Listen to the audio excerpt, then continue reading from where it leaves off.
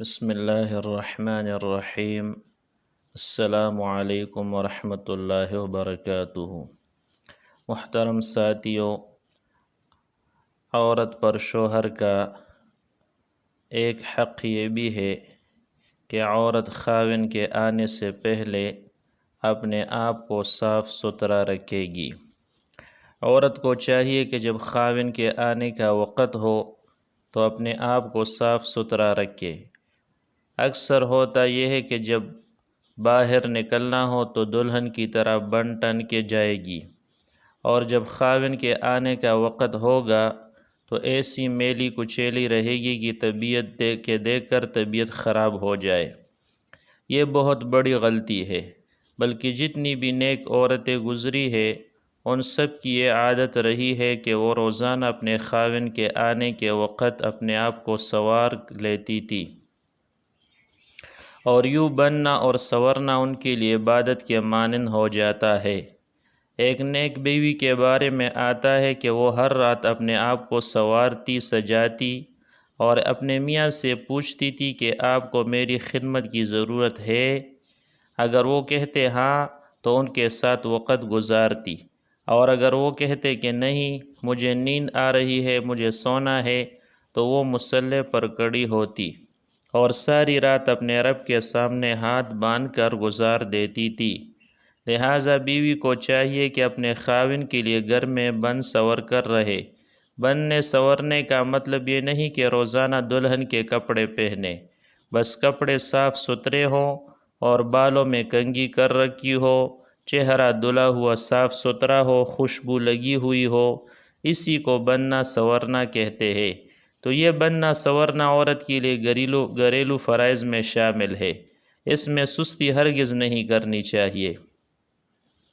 آپ باہر جائے تو سادہ کپڑوں میں جائے، باہر زرق برق لباس پہننے کی زیادہ ضرورت نہیں۔ سادہ کپڑوں میں باہر جائے گی تو فتنوں سے بچ جائے گی۔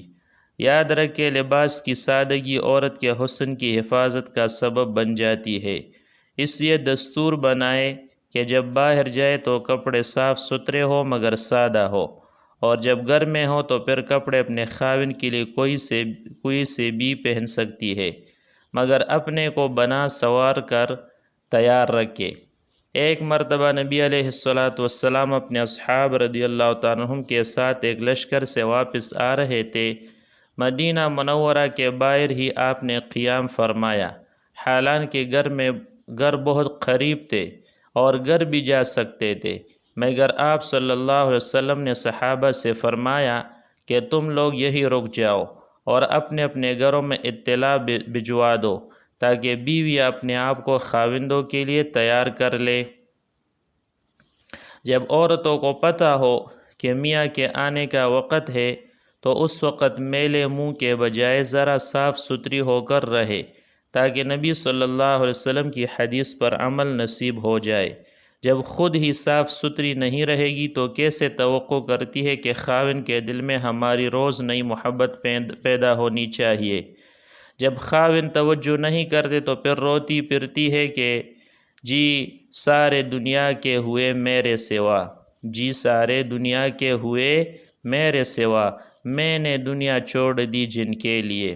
جب آپ نے خاوند کے لیے دنیا چھوڑ دی تو اب اپنے آپ کو صاف ستھرا بھی رکھیے، تاکہ میاں کا طبعاً بھی آپ کی طرف جذبہ محبت زیادہ ہو جائے۔ وما علینا الا البلاغ۔ بسم اللہ الرحمن الرحیم۔ السلام علیکم ورحمۃ اللہ وبرکاتہ۔ محترم ساتھیو،